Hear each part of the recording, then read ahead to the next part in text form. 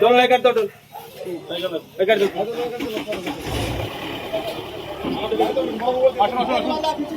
गोपाल पीछे नहीं आना गाड़ी तो उठुन अभी बड़ बल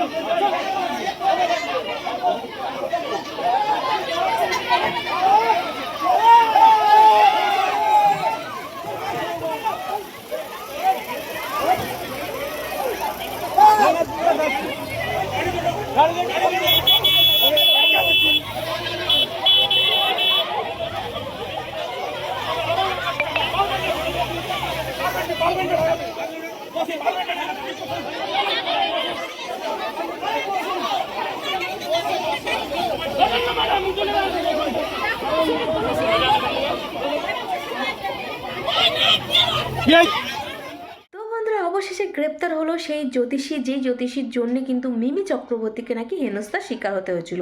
আসলে কি তাই?